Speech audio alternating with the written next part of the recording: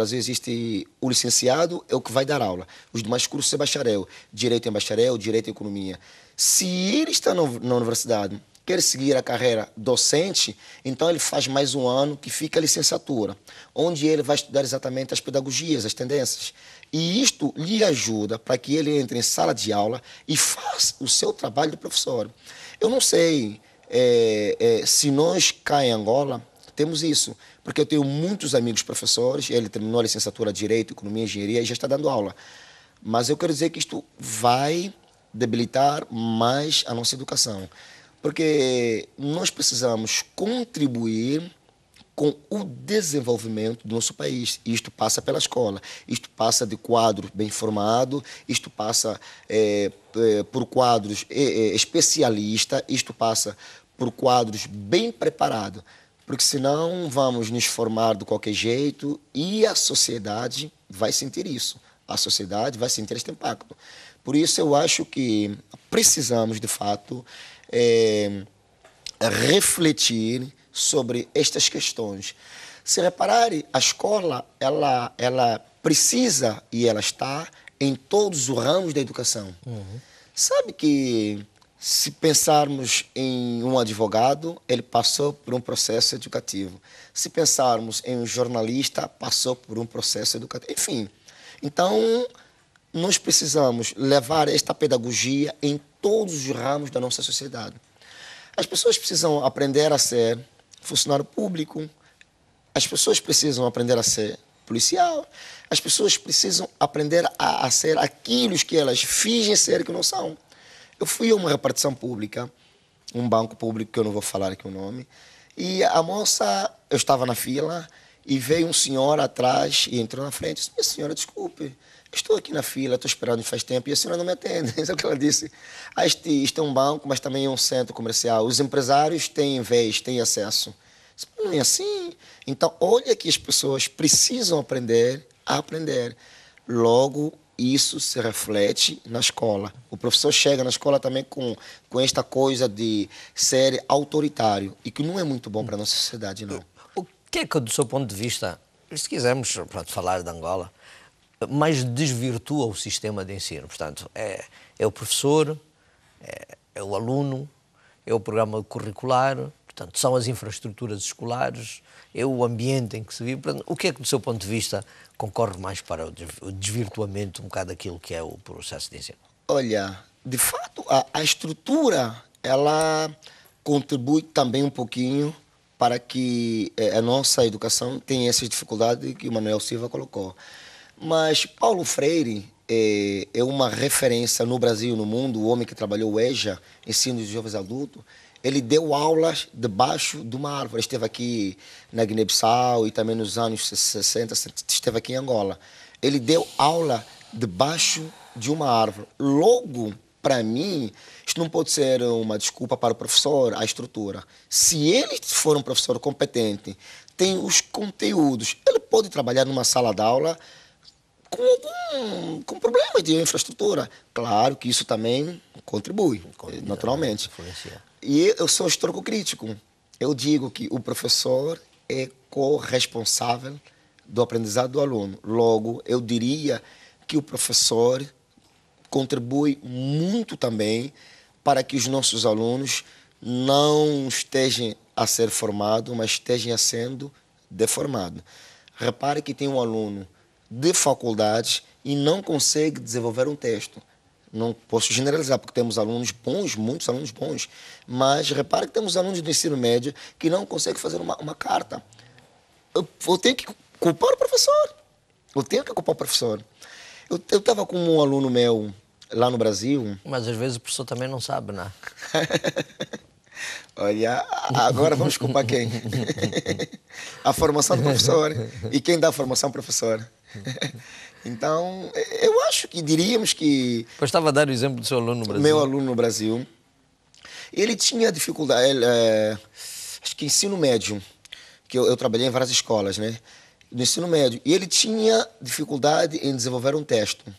E eu peguei o livro, disse: joga aqui o livro do lado e vamos conversar. O que tu fez no final de semana? Aí eu fui com a minha mãe, fui ao shopping, depois fomos à praia e tal. E fomos conversando, o que é que vocês fizeram na praia? Olha, eu a praia, tomei banho e tal. Pega tudo isso que você fez, joga isso para o papel de uma forma organizada. Diz que primeiro saíram de casa, foram para o carro, depois foram para o shopping, e no shopping comeram o McDonald's, e vai descrevendo isso de uma forma organizada. O aluno fez aquilo e me apresentou, eu fui corrigindo aquilo e tal. Depois eu disse agora, desenvolva um outro texto com características científicas. Eu falei da história. Quem foi o primeiro presidente do Brasil? Não sei. Então vai à internet, eu pego um livro e pesquisa. Depois que tu falar quem foi o primeiro presidente do Brasil, em que ano foi a independência, e o menino foi, trouxe e desenvolveram um texto lindo. Aquele texto foi lido em toda a escola e serviu de fonte de inspiração para os outros colegas. Eu pergunto, temos, mas será que os nossos alunos são ensinados, são orientados desta forma, são estimulados desta forma? Tem aluno que diz, mas o meu professor também não fala nada, não tem nada de novo na sala de aula. Quer dizer, então, eu acho que a responsabilidade é do professor. Mas o professor que está me ouvindo sabe a sua teoria, porque cada professor tem a sua prática. Dependendo da sua teoria, você precisa ter a sua prática. Tem professor que não sabe ser construtivista, tem professor que não sabe ser Vygotsky, tem professor que não sabe ser piagetiano, tem professor que não sabe, ele não sabe a sua prática, ele não sabe a sua linha teórica. É importante isso. Para eu ter uma prática legal, eu preciso saber qual que é a minha linha teórica. Aqui um dos tópicos, a elaboração das provas. É frequente nós ouvirmos os nossos filhos, os nossos alunos queixarem-se do facto de as provas incluírem matérias que até nem chegaram a ser dadas pelos professores. Se foram dadas, muitas vezes não foram desenvolvidas. Portanto, não houve uma consolidação da informação passada pelo professor, digamos, a certificação da informação e etc. E os alunos são confrontados, o que afeta também depois na avaliação final. Portanto, tem aqui esse capítulo. Qual era o que é que podia agregar? Portanto, a elaboração de provas, já que se usa mais o instrumento de avaliação prova, neste último capítulo eu trago alguns exemplos de como elaborar prova. Por exemplo, há um professor, e isto aqui é científico, isso foi pesquisado, né, que dá questões de prova múltipla escolha. Ele coloca lá 3 questões. Por exemplo, onde fica a província do Ambo? O aluno tem que... o Ambo fica no sul, na região sul, né? E ele coloca verdadeiro ou falsa, verdadeiro ou falsa. E normalmente, em essas questões, tem 3 verdadeiras e tem 3 falsas. Ele coloca lá, coloca V para verdadeiro e F para falso. E ele coloca 6, 3 verdadeiras, 3 falsas. Se o aluno pensar um pouquinho, ele vai botar tudo V. V. E acertou 3. Tá vendo, né? E se ele fizer o contrário, o F também é verdadeiro. Este tipo de prova que o aluno aprendeu? Não. Eu ainda tenho aqui uma questão muito pertinente. O professor pergunta ao aluno, comenta a frase de Sócrates, conhece-te a ti mesmo. E a aluna respondeu, professor, olha, eu não conheço Sócrates, mas acho que ele é um cara legal. E pelo que ele escreveu, eu acho que ele não escreveu nada de errado. Escreveu... Quer dizer, a aluna nem sequer ouviu falar de Sócrates. Ele joga essa questão na prova. Tem uma outra questão aqui. Dê sua opinião sobre os irmãos nordestinos, a nossa realidade. Dê sua opinião sobre os irmãos do Nordeste, os irmãos do Norte. E a aluna responde, nada. Porque eu não gosto mesmo dos irmãos nordestinos. Nada, eu não gosto mesmo dos irmãos do norte ou do sul. Mas o professor perguntou, dê sua opinião. Seja qual for a opinião que a aluna responder, ele tem que aceitar. Tem que considerar que é a opinião dela. Né? E nós ainda temos professores que fazem esse tipo de pergunta. Por que não perguntar? Nós sabemos que os nossos irmãos nordestinos ou os nossos irmãos do norte estão passando uma seca da água. Se tu fosses um governante, dê 3 dicas para que pudesse ajudar a resolver o problema lá. Quer dizer, você colocou uma questão consciente que o aluno não vai poder vaguear. E, então, o problema nosso é como se coloca a questão. Antigamente eu me lembrava, quem foi Bula Matadi? E eu respondia, Bula Matadi foi o aristocrata no Reino do Congo. Eu nem sabia o que era aristocrata. Eu não sabia. Eu fui aprender isso depois que eu fui para a faculdade, que é um aristocrata. Quer dizer, então, este tipo de provas não provam que, de facto, o aluno aprendeu. Só para ter uma ideia, aqui na página 79, né, do nosso livro, do meu livro, eu tenho aqui uma questão muito pertinente. A página 79. Não, portanto, é o início desse capítulo, a elaboração das provas. Exatamente. Eu mostro aqui, né, na página 79, eu acho que eu... Deixa eu ver aqui a página...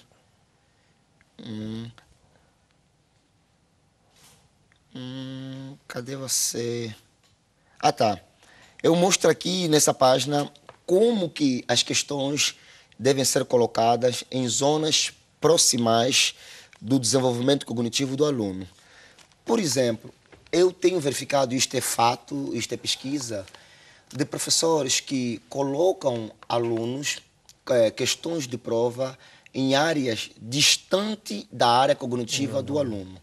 É como se eu fosse lhe perguntando assim, fala os nomes dos jogadores da primeira seleção de Angola. Uma questão que eu coloco no aluno. Esta é uma questão que está distante da área cognitiva do aluno. O aluno jamais responderá essa questão. E temos área próximo da área da cognição do aluno. As questões de prova que devem ser colocadas nos nossos alunos devem ser questões próximas da área cognitiva do aluno. Mas alguns professores, eles fazem isso propositadamente, porque os alunos fizeram muita bagunça e tal, ele fala, vocês vão ver no dia da prova. E ele joga esse tipo de questões. O aluno não tem condição de resolver esta questão, de responder essa resposta. Mas a função do professor também não é facilitar, digamos assim, a vida ao aluno, não é? Não, se quisermos, exatamente. Ele não pode facilitar, mas ele tem que mediar. Logo, eu tenho que avaliar o meu aluno com aquilo que nós trabalhamos em sala de aula. Exatamente. E essas questões o aluno às vezes nunca viu. Eu tenho isso em pesquisa, tenho citações, foi fonte de escolas no Brasil e até aqui, e tem essas questões. Logo, isso não ajuda em nada os nossos alunos. Professor Gangula, que indicadores é que tem de que essa sua obra será bem recebida aqui pelos seus colegas? Olha, eu critico, eu sou histórico crítico, porém apresento soluções. E nós sabemos que a crítica construtivista, ela é boa, ela é muito boa. Então, eu acho que ela vai ser bem recebida pelo seguinte, eu estou criticando dentro de uma base teórica. Mas já há alguns colegas seus, pessoas que leram o livro aqui no país e que tenham reagido a ele? E gostaram muito, porque eu mostro soluções. Criticar só eu mostro... São pessoas do ramo do ensino. Do ramo da educação. Portanto, eu critico e mostro caminhos. Então, eles veem a crítica e pegam o caminho que possivelmente dará solução boas para o próprio trabalho. Então, eu estou criticando, mas estou mostrando caminhos. Nenhum deles lhe colocou a dificuldade do facto do livro ser totalmente escrito em brasileiro? Olha, alguns colegas, de facto, falaram isso. Só que o português do Brasil não difere muito do nosso português. Lá a gente no Brasil fala no gerúndio, estou andando, estou comendo, estou fazendo. E nós aqui... Não o chamaram de aculturado? Chamaram. De fato, não tive outra saída. Tanto que na contracapa do meu livro tem o comentário das minhas professoras mestres e doutoras. Ele vem tudo na língua portuguesa do Brasil. Mas não é nada que dificulte o leitor. Não é nada que dificulte o leitor. Não teve tempo para que alguém ligado à área lhe fizesse também um comentário, uma avaliação e pudesse incluir aqui na sua obra? Olha, na verdade, eu falei com alguns professores antes de editar a obra, conversei, colhi algumas informações. Mas o que eles me falaram é que os nossos professores ainda estão na avaliação classificatória, que classifica o aluno. Eles falaram que os nossos professores, muitos deles, ainda estão na avaliação certificativa, de notas. Então eu disse, olha, eu não tenho outra saída. E eles disseram, escreva, critica, porém mostra novos caminhos. E é o que eu faço. Isto vai ajudar muito os nossos professores, isto vai ajudar muito os pais e vai ajudar muito a nossa sociedade. Porque quando eu estou falando de técnicas e instrumento da avaliação, eu acho um assunto social, porque a própria TPA, ela faz uma avaliação todo ano. E esta avaliação, ela dá na TPA indicativo se produziu, se não produziu. A avaliação serve para isso. Quando não produziu, ele precisa criar mecanismo para produzir mais. Para produzir. E quando produziu, eles precisam criar mecanismos para produzir mais. Então, eu acho que vai ser bem recebido, sim. E os professores, os meus amigos que já leram, disseram, "Epá, tu está criticando, mas está mostrando caminho. Assim um país desenvolve." Muito obrigado, Gangula Miguel de Sousa, por este espaço. Boa sorte na sua atividade e sucessos no ato de lançamento do livro. Caros telespectadores, chegamos assim ao fim dessa edição de Grande Entrevista. O meu convidado foi Gangula Miguel de Sousa, pedagogo que vai lançar a obra Prova que não prova nada, que se debruça sobre a temática da avaliação escolar. Eu despeço-me até a próxima oportunidade, na expectativa de que o programa tenha ido ao encontro do que esperava. Até a próxima, passe bem.